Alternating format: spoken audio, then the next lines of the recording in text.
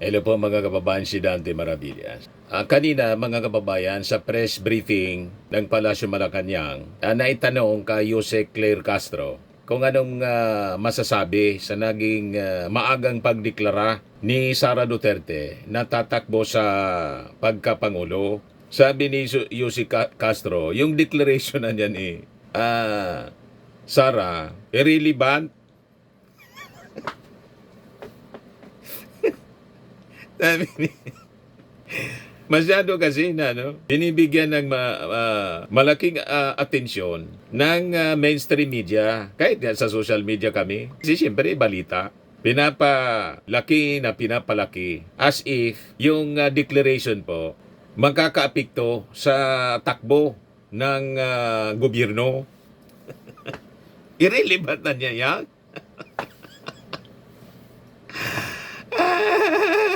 Or sa trabaho ng ating Pangulo. Sabi ni Jose Castro, sabagay, tama po.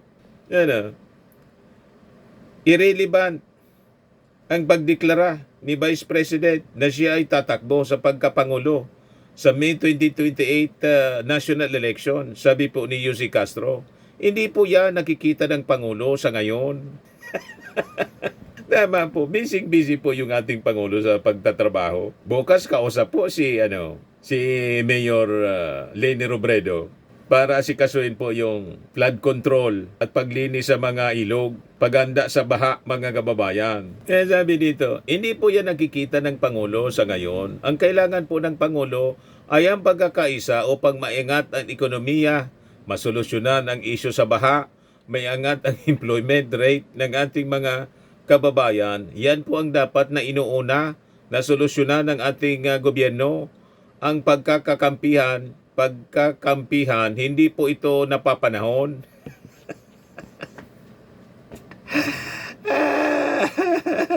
Sinupalpal na naman po ni Jose Castro si Chucky. On other matters tungkol kay VP, yung maagang declaration niya para tumakbo sa 2028. Does the palace see this as a moment of truth para malaman kung sino yung mananatiling kaalyado ng Vice Presidente, and sa kabilang banda, malalaman din naman natin yung mga hindi bibitiw sa administrasyon? Ang ganyan pong pananaw, hindi po ito ang pananaw ng palasyo. Irrelevant po ang pagdedeklara ng Vice Presidente na siya'y tatakbo bilang Pangulo. Bakit irrelevant? Hindi po yan ang nakikita ng Pangulo sa ngayon dahil hindi po kinakailangan magwatak-watak Hindi pinapansin ang po. Pilipino. Ang mga kababayan na po natin, lalo na po yung mga leaders at mga public servants, hindi po dapat nagkakampihan sa ngayon. Ang kailangan po ng Pangulo ay ang pagkakaisa upang maiangat ang ekonomiya, masolusyonan ang issue sa baha, maiangat ang employment rate ng ating mga Pilipino, ng ating mga kababayan. Yan po ang dapat na inuuna na solusyonan ng ating gobyerno. At ang pagkakampihan, hindi po ito napapanahon. So that's why it's irrelevant. Wala sa lang, Yusek. Para sa reaksyon sa patuloy na depensa ng Duterte kaugnay ng continuous claim that the ex-president was kidnapped. Tayo nga po yung lubhang nagtataka dahil patuloy nila itong ginagawang naratibo. At ang purpose lamang nito ay sirain at ibagsak ang imahe ng ating Pangulo. Dahil mismo si dating Pangulong Duterte ang nagsabi na siya ay willing magpa-aresto kapag nandyan ang warrant of arrest.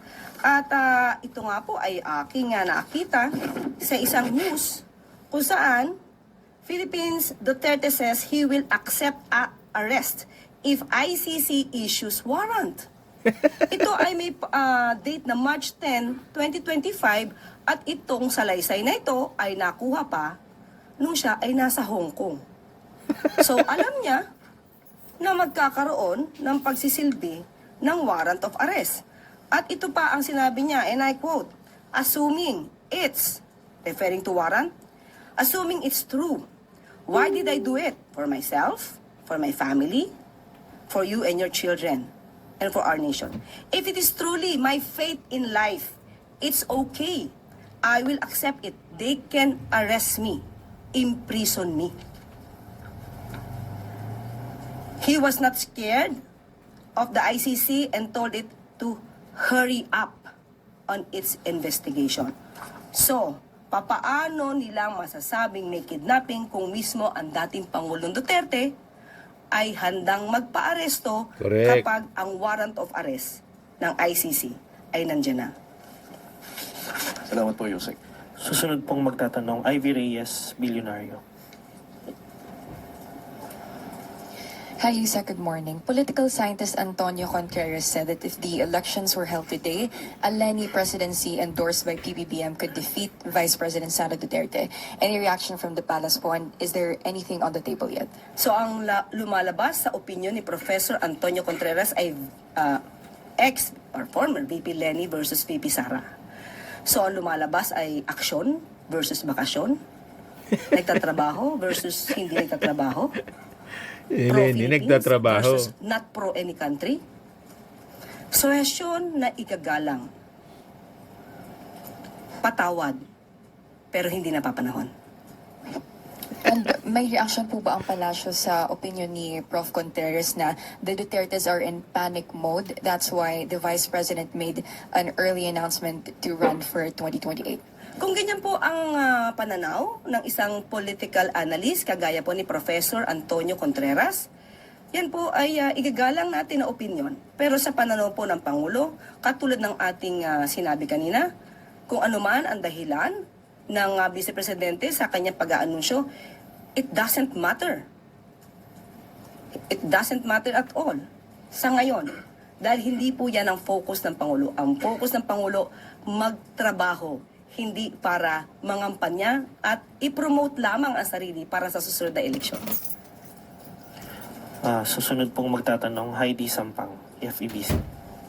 Good morning, Yusek. Other matters lang po. May movement na naman po sa presyo ng mga produktong petrolyo, possibly next week. Kung sakali po, pang 8th straight week na po ito ng oil price hike. Ano po ang posisyon ng palasyo sa mga petition po ngayon para sa fair hikes ng mga drivers at operators na inaaral din po ngayon ng LTFRB? May bago po bang directive ang ating Pangulo hinggil po dito? Opo, nakausap din po mismo natin ang pamunuan po ng LTFRB, si Chairman at Attorney Vigor Mendoza, pati po si DOTR Secretary Banoy Lopez. Sa ngayon po ay may hearing na nagaganap, pinag-aaralan mabuti kung magkakaroon ng fair hike. At ayon naman din po sa LTFRB, ang patungkol po sa hinihiling ng mga jeepney operators and drivers, mukhang hindi pa po napapanahon, premature, dahil po meron pong provisional fare increase sa halagang 1 peso at ayon sa kanilang computation, itong provisional grant na ito na fare hike na 1 peso ay nako-cover pa po ang fuel cost para sa jeepneys. At ayon din po sa sinabi ni Chair Mendoza, ang hiling naman din po ng mga jeepney operators at ng jeepney drivers ay hindi particular sa fare hike, kundi para labanan yung colorum.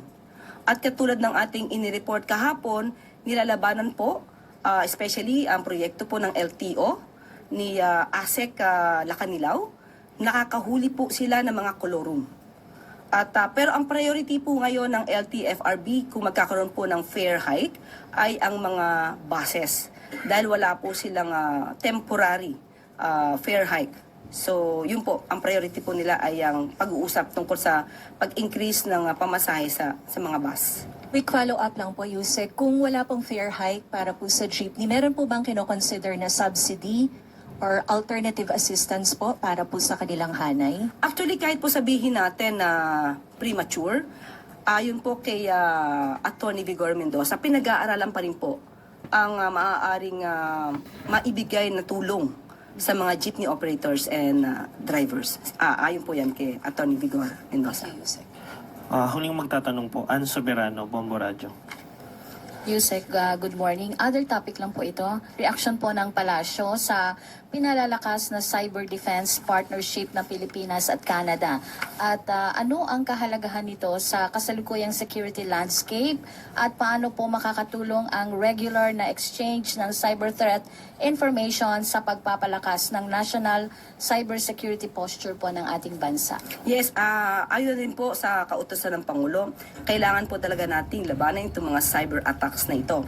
At dahil po dito, ang sabi po ni ASEC Arsenio Andolong, ang pagkakaroon po ng cyber defense partnership with Canada and Japan ay para po paigtingin yung kolaborasyon ng bansa sa ating bansa mismo, ang ibang bansa sa ating bansa. At lalo na po itong ang Canada pong ang bansang Canada po ay may extensive na kaalaman, mas malalim na kaalaman patungkol po sa cyber defense mechanisms or measures. At plano po ito na gawing taon-taon na po.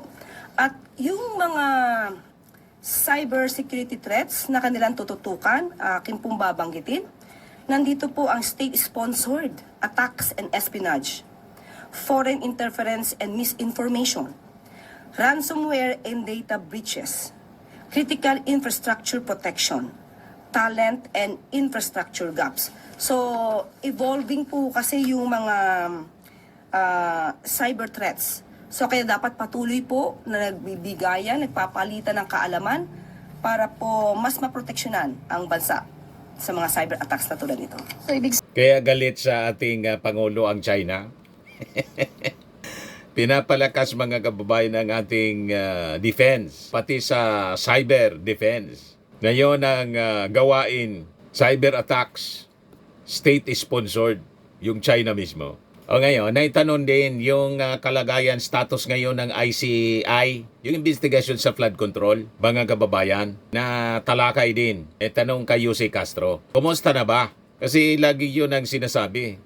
Ano na niya yung mga investigasyon laban sa flood control scandal? Ito po, mga kababayan, balikan natin si Jose Castro. Panayam si ICI Chairman Andres Reyes at sinabi niya, the ICI will fight to the very end if allowed. At sinabi din po niya, they could have done more if the commission had members. Hindi ba para naghihintayan, Yusek, ang ICI at ang Pangulo? Sabi niyo kasi, sabi ng Pangulo, the ICI is an independent commission. It's up to them if they want to continue and the President will support that decision. Ang sinasabi naman ni Justice Reyes ngayon, they are willing to fight if allowed. Yes, kaya nga po, sila yung nag-submit na ng kanilang report at kung ano po ang magiging desisyon po ng Pangulo dito, kung dapat na po bang ituloy o hindi, dapat po silang magpatuloy sa kanilang pagtatrabaho. Hintayin na lamang po natin ang magiging anunsyo ng Pangulo. Pero sa ngayon po, wala pong pagpipigil, patuloy pa rin po ang pagtatrabaho ng ICI. But has there been a meeting already between the ICI and the President? Sa ngayon po, sa ating pagkakaalam ay wala pa po sa ngayon. At ang report po na to ay nabasa na po at pinag-aaralan mabuti kung ano po ang susunod na hakbang. Sa tingin ba ng Pangulo, Yusek, the ICI has already accomplished its mission as envisioned when the President issued EO 94? Wala pa po tayo masasagot patungkol po dyan dahil patuloy po yung pag-aaral sa ginawang report po ng ICI. Thank you. Susunod